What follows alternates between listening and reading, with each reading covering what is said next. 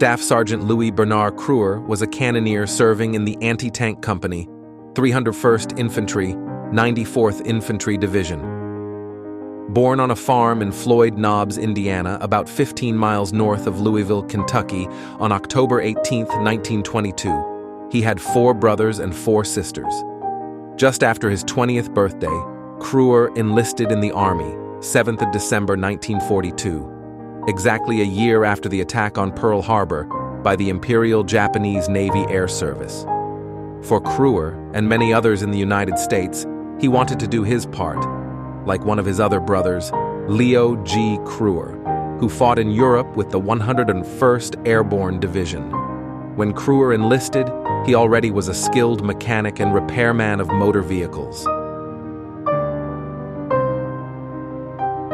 Kruer was assigned to the anti-tank company of 301st Infantry, 94th Infantry Division. Stationed at Camp Phillips, Kansas at the time, Kruer was one of many so-called filler replacements the division received in December 1942. 3 days after Christmas, basic training began. The winter of 1942 was one of the most severe Kansas had ever experienced. Conditions were miserable. On 22 May 1943, now Corporal Kruer was authorized to be absent from his post from 5 p.m. on the 22nd until the next morning, 6 a.m., 23 May 1943. The pass he received also mentions the place where he was allowed to go, Salina.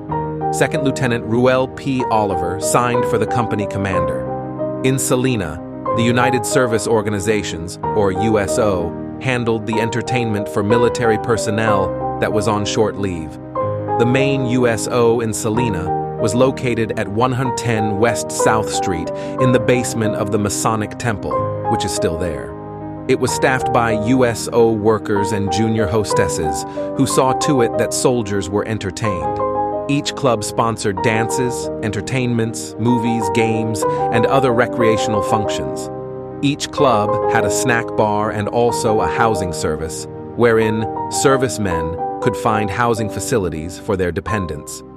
Besides furnishing soldier entertainment, daily facilities were also made available for soldiers' wives. The Regimental Anti-Tank Company. Each regiment within an infantry division fielded an anti-tank company which bolstered the anti-tank capabilities already present in each of the regiment's infantry battalions. However, the small anti-tank contingent of the infantry battalions was part of the battalion headquarters company, whereas the regimental anti-tank unit was a full-sized company, counting 152 enlisted men and 7 officers. The anti-tank company was commanded by a captain and consisted of a 35-men company headquarters platoon, 1 anti-tank platoon, and a 31-men strong anti-tank mine platoon. The anti-tank platoon, with 32 enlisted men and 1 officer in it, consisted of a small 3-men platoon headquarters and 3 10-men anti-tank squads. Each anti-tank squad fielded a 57mm anti-tank gun. Led by a staff sergeant, the squad consisted of a gunner in the rank of corporal and 8 privates. 4 were cannoneers, 3 were ammo bearers, and there was 1 driver. The 57mm anti-tank gun was drawn by a 1.5-ton truck. Each anti-tank platoon had 1 jeep used by platoon headquarters, a .50 caliber machine gun, 3 trucks, 3 57mm anti-tank guns, and 3 bazookas. The regimental anti-tank company and the battalion anti-tank platoons supplied only minimal anti-tank protection to the regiment. To counter a serious tank threat required the use of tank destroyers, which had to come from echelons above the division level. The anti-tank company commander, who was also the regimental anti-tank officer, usually deployed his platoons to cover roads and other likely armor avenues of approach. He left the exact placement of the guns to his platoon commanders and reconnaissance officer. The anti-tank mine platoon reinforced the gun platoons with anti-tank minefields. As stated in the War Department Field Manual on the Anti-Tank Company and Anti-Tank Platoon, dated March 1944, quote, "Frequently, One platoon of the Regimental Anti-Tank Company is employed to reinforce or add depth to the anti-mechanized defenses of each frontline battalion and provide protection to its flanks." Unquote. Hence, the main function of the anti-tank company was to provide protection against enemy tanks in coordination with the battalion's anti-tank platoons. To achieve this, the primary missions were reinforcing the frontline battalions to deepen the anti-mechanized defense and to protect the flank or rear of the regiment. Secondary missions were attacking enemy observation posts, fortifications, gun emplacements, or other enemy positions. Note that if, during a secondary mission, a primary mission appeared, the anti-tank units should switch without order to the primary mission, meaning engaging enemy armored and mechanized troops. However, the anti-tank companies and anti-tank platoons within the infantry battalions grew less effective as the war progressed. Its new M1 57mm gun, though more powerful than the previous M3 37mm gun, had by mid-1944 become inadequate against the heavier German tanks. No real attempt was made to upgrade the 57mm gun because the number of German tanks encountered was steadily shrinking and tank destroyers and fighter bombers were deemed adequate to counter them. By late 1944, some anti-tank platoons were actually leaving their guns behind, substituting them with extra bazookas. But during the Battle of the Bulge, many units discovered the hard way that they really needed their guns after all. Within the anti-tank platoon, there were 3 anti-tank squads. Louis B. Kruer was in one of them. He was the so-called number 1 of the gun squad and the gunner of the 57mm anti-tank gun. Usually in the rank of corporal, the gunner's task was to lay and fire the gun, and he was acting squad leader in the latter's absence. While on the gun, Kruer would carefully coordinate his actions with the squad's number 2. The numbers 2, 3, 4, and 5 were the so-called cannoneers. Number 2 was the cannoneer responsible for loading the gun. The squad's number 3 handed ammunition to the loader. The squad's number 4 delivered ammunition to the close proximity of number 3. Number 5 prepared the ammunition together with number 4. All cannoneers were armed with the M1911 pistol, which was the standard issue sidearm for the United States Armed Forces from 1911 to 1986. Numbers 6 through 8 were ammunition bearers. Armed with M1 carbines, they provided ample supplies of ammunitions for the gun. The squad's number 9 was the driver, responsible for driver maintenance of the prime mover for the gun and for its concealment and camouflage when halted. When not engaged in his duties as driver, he performed the duties of ammunition bearer. He was armed with a Garand M1 rifle. Commanding the squad was the squad leader, also armed with an M1 Garand. Usually a staff sergeant, he was in direct command of the gun and its equipment, including the prime mover. He controlled the fire of the gun, was its prime observer, and determined target selection. Late August 1943, the 94th Infantry Division began movement to the 2nd Army Maneuver Area in central Tennessee. Headquarters opened in Gallatin on 30th August, and the following day, the mass of the division detrained at Portland. Kruer was not one of them, as his anti-tank company traveled by motor column. In the autumn of 1942, the War Department decided to resume field maneuvers in Middle Tennessee. Large-scale war games had been conducted in an area around Camp Forest near Tullahoma the previous summer, and General George S. Patton had perfected the armored tactics that were to bring him fame and his division's victory in Europe. The Army, perceiving in the Cumberland River and the hilly country to the south and north a similarity to the Rhine and Western Europe, decided to send divisions into the state for their last preparation before actual combat. Between September 1942 and March 1944, nearly 1 million soldiers from dozens of divisions passed through the Tennessee maneuvers area. The 94th Infantry Division was one of them. Over the hills and valleys of 21 counties, Blue and Red armies engaged in weekly strategic problems, with troops moved in and out according to a calendar of phases that lasted about 4 weeks apiece. The first and second problems usually took place east of Davidson County, but the third in each phase would poise attacking blue troops against red troops in defense around Donelson in Davidson County and Couchville in Wilson County. This force would advance to the east toward hilly terrain. Maneuvers paused at noon on Thursday or Friday when a light plane would fly over the mock battle lines, sounding a siren. Then thousands of soldiers would seek recreation in Nashville and the county seat towns. Facilities were limited, despite the best efforts of the USO and the American Red Cross. Movie theaters and cafes were packed. Drugstore soda fountains were forced to shut down twice a day for cleanup. Each Army PX was strained to the limit. Churches opened their doors and set up lounges. Schools opened their gyms for weekend dances. On the 7th and 8th of November 1943, the division moved from the maneuver area to Camp Forest, near Tullahoma, Tennessee. This was a temporary station until the 84th Infantry Division could clear Camp McCain, Mississippi. Late November 1943, Kruer and the 301st Infantry moved to Camp McCain, where post-maneuver training began. On 5 May 1944, the 94th Infantry Division was alerted for overseas movement. The training week for the men stepped up to a minimum of 48 hours, so that all preparation for overseas movement requirements could be met. Movement of the main body of the division to Camp Shanks, New York, the designated port of embarkation, began on July 23, 1944. By the 31st, all elements of the division had closed at Shanks and final processing began. On the 4th and the 5th of August 1944, the troops of the 94th Infantry Division moved by rail to New York City, where they loaded aboard the converted British luxury liner Queen Elizabeth. On the morning of the 6th, at 0730 hours, the Elizabeth weighed anchor sailed down the Hudson River and out into the Atlantic.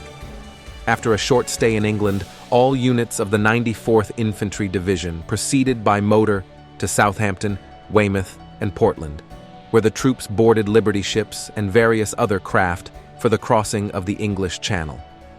On D+94, September 8, 1944, the 94th Infantry Division opened its first combat command post in the outskirts of the village of Sainte-Marie-du-Mont in Normandy, a few miles inland from Utah Beach.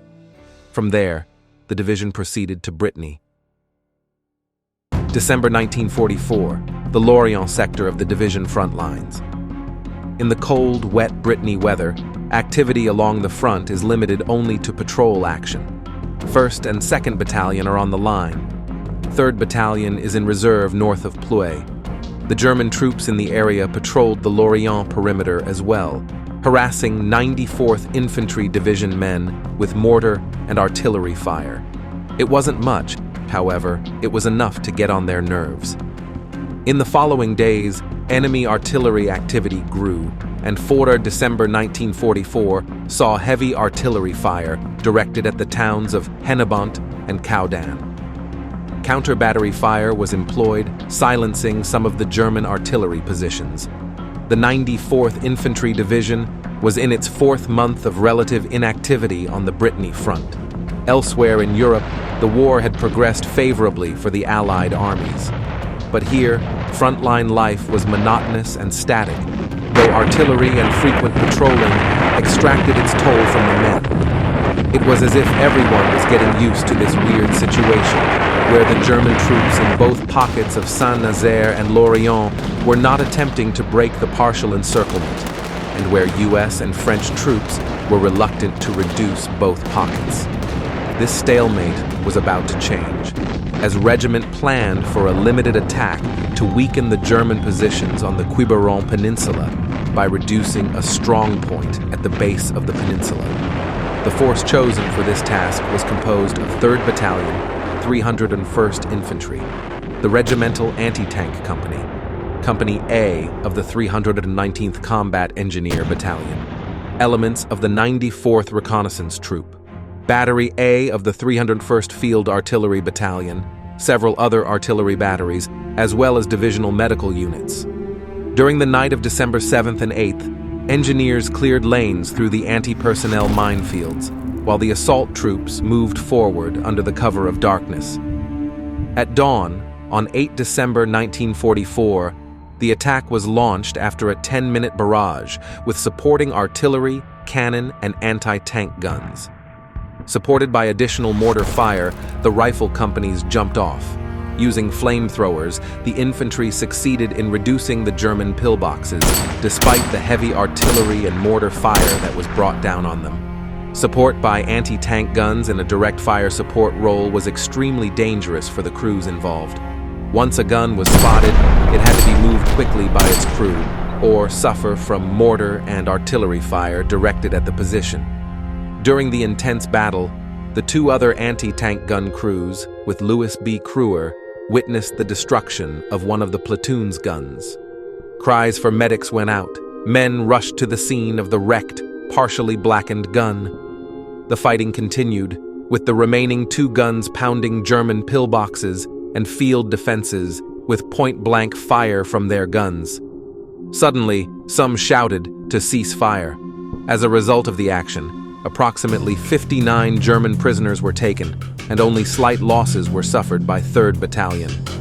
The anti-tank platoon of the anti-tank company, 301st Infantry, suffered more serious losses.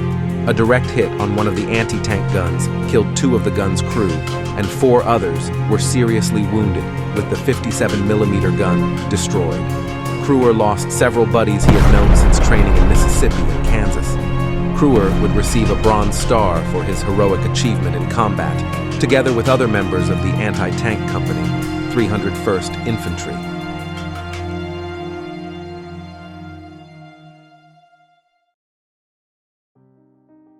After the war, Kruer returned to Floyd Knobs. Like many others, he returned home in uniform, an Ike jacket with full ribbon galore. Kruer had been awarded the Bronze Star Medal, the Good Conduct Medal, the European African Middle Eastern Campaign Medal, with no less than 4 Bronze Campaign Stars for the Northern France, Rhineland, Ardennes, Alsace, and Central Europe campaigns. He wore the American Campaign Medal for his service inside the United States, and he wore the World War II Victory Medal ribbon. Though this service medal was established by Congress as early as 6 July 1945, and the ribbon was worn by U.S. troops coming home after the war had ended, the medal itself was designed by Thomas H. Jones and approved by the Secretary of War as late as 5 February 1946. Above his double ribbon bar, Kruer wore the Combat Infantryman's badge. Eventually, he bought an approximately 58-acre farm, then married Agnes Messmer on 27 February 1946. His uniform, together with some other items, was neatly folded in a suitcase stamped with Kruer's laundry number, K9911. He put it in one of the closets, and later, when he needed the space in the house, stashed it in one of the farm buildings. Years passed, and Louis and Agnes built their lives together. They had 6 children, 3 boys and 3 girls. He built the farm up gradually into a dairy farm with 50 to 60 cows. However, like a lot of small farmers in the Midwest, he had to work another job to make ends meet. He worked at various jobs, as a mechanic in a Ford tractor dealership, a school bus driver, and finally as a letter carrier for the U.S. Postal Service. He gave up dairy farming around 1980 because farm life was getting too hard for him and Agnes. He started raising steers to sell to the market. Kruer never returned to Europe after the war. He did not want to relive the memories that still haunted him. The suitcase, collecting dust, was long forgotten. Kruer died 15 May 1989, only 66 years old, at Floyd County Memorial Hospital, after he fell from a 24-foot ladder onto concrete while preparing to paint his barn. For years, Kruer's suitcase with his World War II uniform was stashed in a garage. It was rediscovered and reopened in 2015. Hidden from view, the suitcase and its contents suffered. The suitcase itself had collected dust for decades. The fine uniform wool was mothed, and the uniform was soaked in some liquids after a canister dropped on top of it. The suitcase contained Kruer's Ike jacket and trousers, a couple overseas caps, his medals, ties, leggings, peaked cap, field blouses, and some smaller items. Below his combat infantryman's badge, there's a ribbon bar with Bronze Star Medal, Good Conduct Medal, European African Middle Eastern Campaign Medal, with 4 campaign stars for all 4 of the campaigns the 94th Infantry Division was involved in. Below the top row were the American Campaign Medal and the World War II Victory Medal. On the left sleeve of the uniform are a 3rd Army shoulder sleeve insignia, the Staff Sergeant rank chevrons, a green combat leader stripe, 3 overseas bars, and 1 service stripe, indicating 1 3-year term of enlistment in the Army. Kruer was transferred out of the 94th Infantry Division into 3rd Army prior to his discharge. So, we find the 94th Infantry Division shoulder sleeve insignia on his right sleeve. These are distinctive insignia for the 301st Infantry. The shield is infantry blue and has a silver bend on which is a blue hub of a wheel with the spokes cut off, and in chief is a silver fleur-de-lis. The hub refers to the city of Boston, and the fleur-de-lis is the symbol which denotes service in France in World War I. The motto, "From this center liberty sprang," denotes the Lexington, Concord, Boston area where the Revolutionary War began and is the territory from which the men of the 301st Infantry are recruited. On 27 October 1943, the War Department formally established the Combat Infantryman Badge, CIB, and the Expert Infantryman Badge, EIB awards in Section 1, War Department Circular 269, stating, "The present war has demonstrated the importance of highly proficient, tough, hard, and aggressive infantry, which can be obtained only by developing a high degree of individual all-around proficiency on the part of every infantryman. As a means of attaining the high standards desired and to foster esprit de corps in infantry units, the Expert Infantryman and the Combat Infantryman badges are established for infantry personnel. Moreover, War Department Circular 269 stipulated only one of these badges will be worn at one time, and the Combat Infantryman badge is the highest award. The awarding of the CIB was officially authorized with an executive order dated 15th of November 1943. Later, on 30th of June 1944, the U.S. Congress approved an extra $10 in monthly pay to every infantryman awarded the CIB, excepting commissioned officers. The World War II regulations did not formally prescribe a specific combat service period, establishing the infantryman's eligibility for being awarded a Combat Infantryman badge.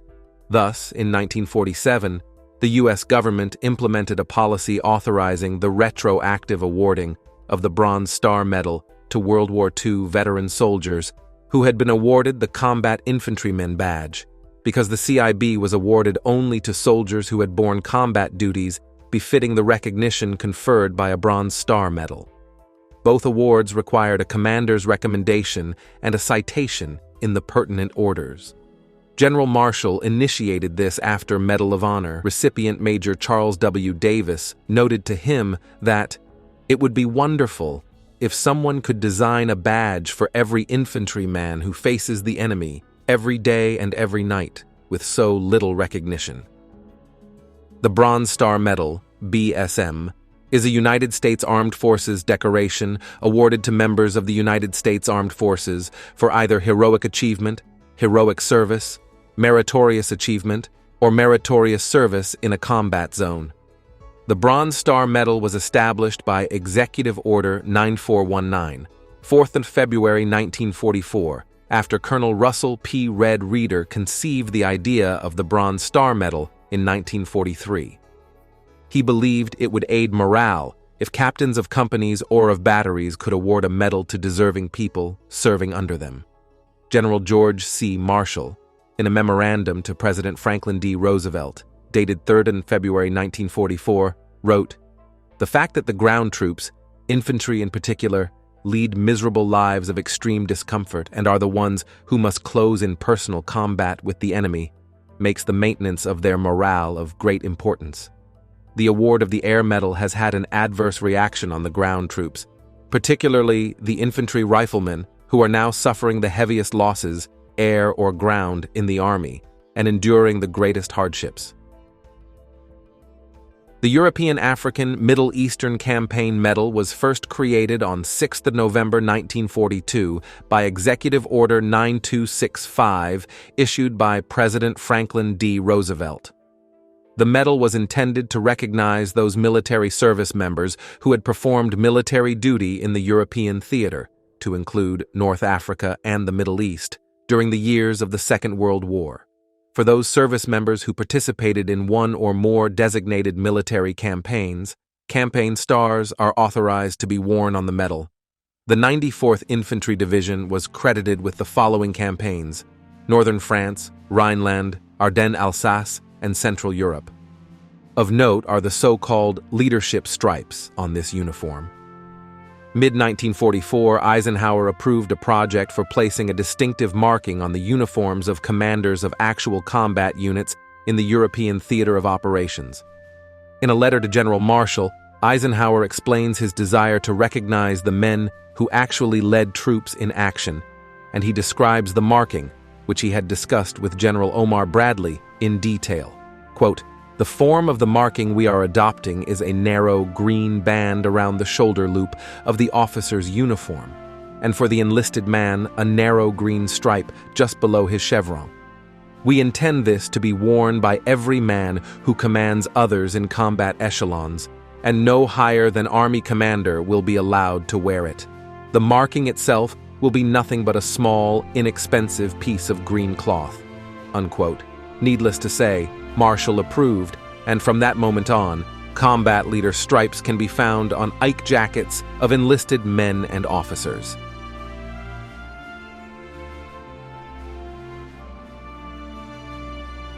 In the chaos of World War II, Louis B. Kruer, like many others, found himself pulled from the familiarity of home and thrust into the unfamiliarity of war-torn Europe. As a young member of the American 94th Infantry Division, Kruer embarked on a journey marked by uncertainty, fear, and a sense of duty to fight for the values of freedom and democracy. Decades later, a simple suitcase emerged, containing fragments of a forgotten past. For years it lay dormant, unnoticed in the clutter of time. Now, this unassuming artifact offers a glimpse into Kruer's world, providing a quiet narrative of a young man caught up in the tumult of war. Louis B. Kruer's story, though not one of grandeur, speaks volumes about the sacrifices made by countless young men and women during a tumultuous time. As we delve into his journey, we honor his memory and the enduring legacy of those who, in the face of uncertainty, upheld the ideals of freedom and democracy.